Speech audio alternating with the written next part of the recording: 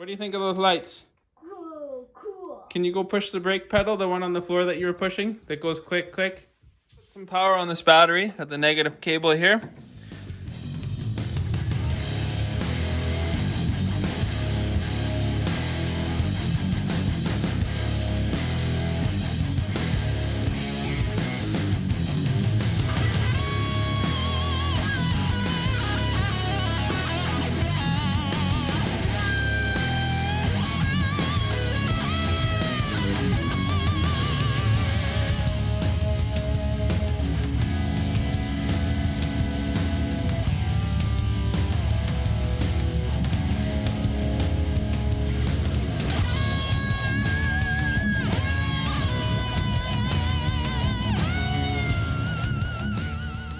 Welcome back, guys and girls, to another episode of Dad's Toy Garage, and I'm filming this intro in the dark because I'm excited to let you know we got lighting on this car.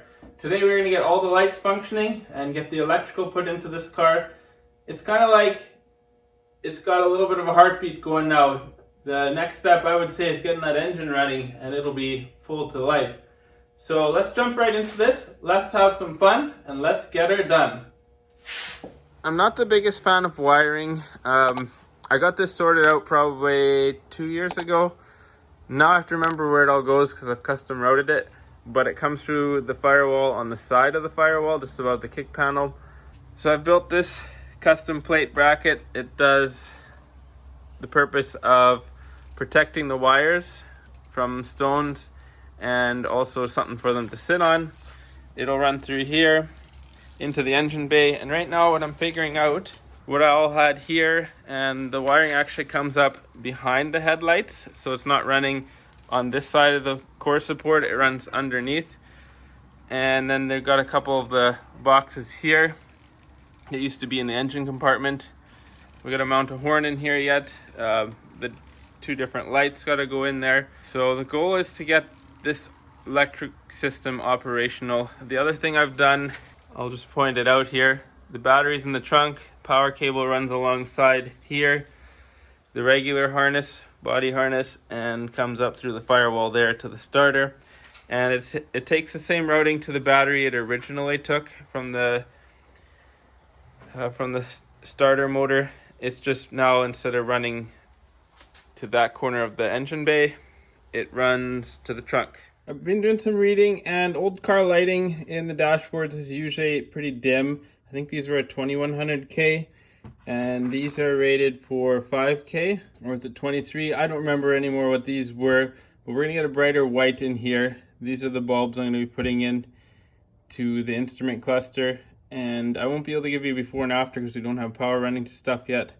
But we will definitely just give you the when it's done, how it looks. Part number for these guys is 921 LED 5K. So that's made by Hella, and I got these at Rock Auto. Instrument cluster is in place. I feel like this is kind of a milestone. I thought the electrical system wasn't working. I'll explain why in a second. But lights are on, they're bright. I don't think I even need the LED lights. I was thinking about the back, but decided against it. The headlights are working too, let's check it out. And the bright lights also work. So I'm sitting in here playing. Light switch on and off, and nothing. And I adjust this, so there is a fault somewhere here. We got to figure that out. And I tried pulling one of the bulbs out and putting an incandescent back in instead of the LED. Still not working. I hope it's not the switch. I did clean it up a little bit in the adjustment knob there. Power is there. I thought I had an issue, but we're good. So something I did right in the wiring. I don't like how this hangs down. We'll have to clean this up a little bit yet, but that's a win. I feel like I want to put the steering wheel back on. And the blinkers are working. I took apart the relay, or whatever you call the thing, a big silver box, gold box. But the blinkers work, and the headlights and brights work, but the dash lights don't work. So if we go blinkers,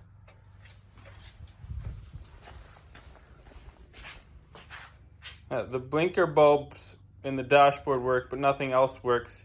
And I did swap the one LED bulb back, and it's not there. So I'm thinking the switch, which I hope not, So these are the corner lights I got out of Thailand, and don't know if you call it retrofitting or updating, backdating, whatever. I guess backdating. But when you put them in, let's get them lined up here. This is how they sit.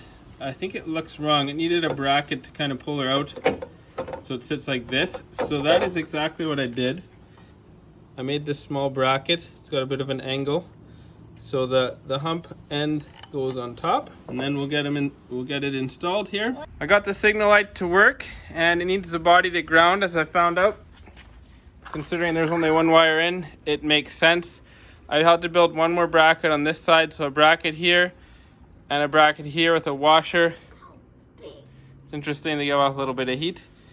But yeah, it's done. I gotta tuck these wires away yet. Not as I'm doing, but just you can see it like that. So I've done a lot of troubleshooting to get to this point.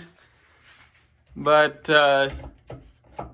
we got power. We're gonna put it on door here so that when we open the door, we got light. It's hard to see there, but there's light. There's light. This one's here. That's like a victory for me. I ran into a bunch of issues here. I was kind of confused on this. Wiring hurts my brain. But figuring out which cables all went where was a bit of hassle. But this is all kind of like related to interior lighting. And then I actually had it clipped into the wrong harness at one time. But this now works. Like this is on the taillight circuit. So the taillights work again. It was actually popping fuses. Now the next issue we got to diagnose is the instrument cluster lighting does not come on. It's either related to LEDs, the switch. I have another theory on what the issue might be. When I swapped dash bezels, because this one wasn't cracked, so this is a 72, there was a feature right here for lighting for this, so we're not getting the 73 to have lighting there for now. I pulled it out and I put the two wires together. I guess I was thinking series wiring instead of parallel, and so we got positive and negative together. So what happened was I went to plug the clock in to the plug here. The plug got very hot and popped a fuse, so I'm thinking we got to get back there and just unplug those two. So we're gonna pull the lights. Park lights we won't get right now, there is nothing. But there's lights. I believe these are the park lights. They're not mounted yet. So we got regular lights, and we hit the brights. We got all four. So there's the brights, and we got a flasher. The signals do work. I'm just setting one of those up. So if we go for hazards, runs on the signal. Let's head to the back of the car. So we got the taillights are working. The flashers are working. Brake lights I haven't tested yet. I'm not sure about those, but that'll be one of the next things to make sure is working. So I've kept a lot of extra plug ends when we toss the harness out of the 72 race car over there, the 1972 Celica, but I figured these might come in handy, and I did find one actually. This guy here, that'll fit in this end. This is for the clock, and I'm missing the plug that I need to make work with this off the 72 clock to go into the 73 clock harness. So we'll see if we can get this end put with these fades there.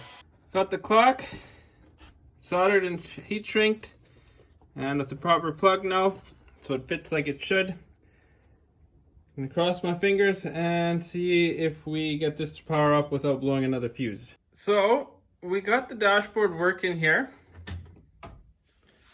And like my research has hinted at, there's no dimmer switch, it's on or off.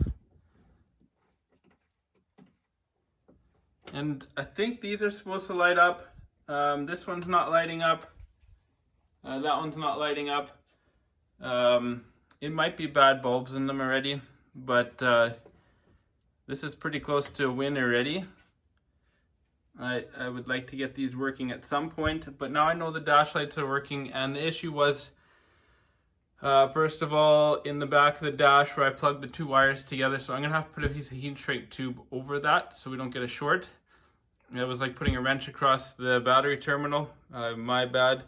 And the other part was finishing the circuit with putting the clock in there. At least I think that's was the second fix needed to get there. But okay, you gotta let go all the way. So I figured out why the brake lights aren't working. I forgot to plug it in, and we got my son running it there. So you can try and turn on the lights. Can you figure out which one that is? Let go. Remember that switch I pulled on the dashboard? Can you pull it? Up top. This one here. Pull it out gently. Just one click. Pull it. One click. Pull harder. More. You want it to come out a little bit. There you go. Now push it in again. What do you think of those lights? Cool. Can you go push the brake pedal, the one on the floor that you were pushing, that goes click, click? No, not that one. How do you take it off? A little, push the lever. Yeah, right there. Not on the floor. That big pedal.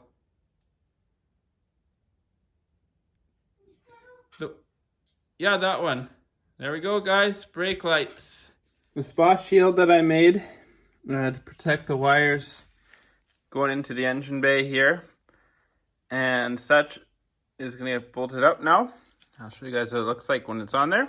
So to mount this wiring harness, I've been using these clips here, or zip tie clips, I guess, for depends where you are, cable ties. And there's various sizes.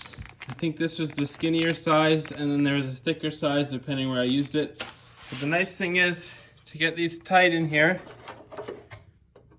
you just pull on these guys like this, and it pulls it down tight.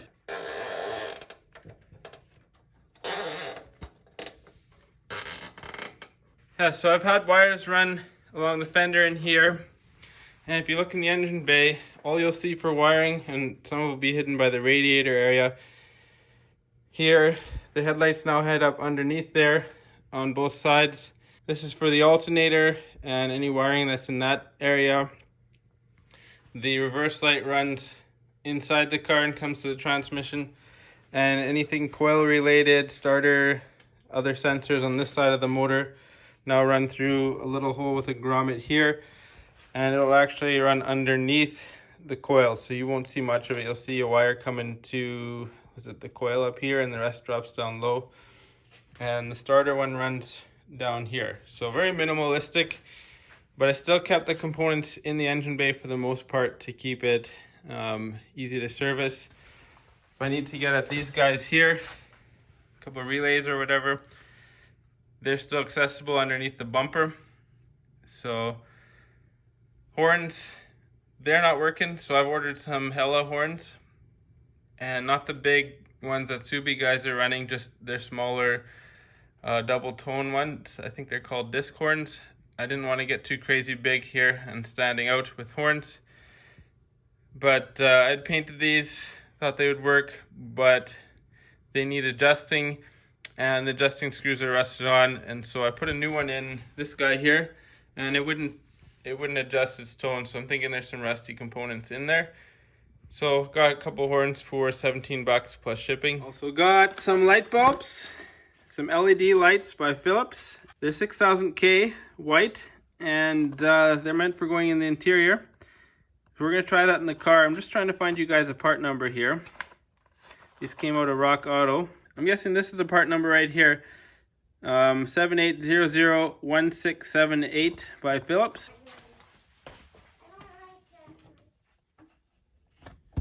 Here is the incandescent bulb, and much brighter, much nicer light. There's the old color, and I did buy 2 more packages. We're just in the dark here. Let's see how much brighter it gets. But these, I'm hoping they're all the same. I'm hoping they'll fit in this fixture right here. That should also give off a lot less heat. They don't take very long to get quite hot. Here's a little before and after. Just gave it a quick hand polish inside and out, and don't need new gaskets yet. But I just wanted to see what we could do with this old thing, so let's put it in. The light works. I feel good about that. I've had to do a little wire extension here. I built a little piece that splices in between the two, because when I did all this wire setup, I didn't have these blinker light fixtures in here, and they originally ran through this harness. For the main harness originally ran through this hole. I didn't realize that the 73 bracket that I had mocked up with, where it had a gap behind, would still allow the wires to run, wouldn't run the same as this. And these were expensive parts, and that's why I've ordered them later on in the build. But we've got it to work with the wire extender.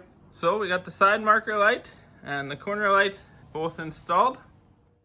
Thanks again for hanging out with me in the shop. We had a little bit of a longer episode today, but I wanted to get all this done in one shot, and it feels really good to have it done. Wiring does hurt my brain, makes me think a little extra harder than I'm used to. But when you're done, maybe it's challenging while you're doing it, but then you get it done, and it was totally worthwhile getting it done right. And I'm feeling really good about how this is coming out. It's exciting to see that all the lighting's working, including we got LEDs in the dashboard and the interior, nice and bright, looks good. And again, thank you guys and girls who have stuck with me through this build as we've been going, following along, for subscribing. I really appreciate it. It lets me know that you guys appreciate what I'm doing. And thanks for watching. And next time, we'll try and get another video out next week. I have something special we're going to be working on. We'll be setting up for some stereo stuff in here. I have a neat little setup plan that I want to do, and this will be preliminary steps. And it might have something to do with some retro speaker boxes. So until then, we'll talk to you later, and have a good one.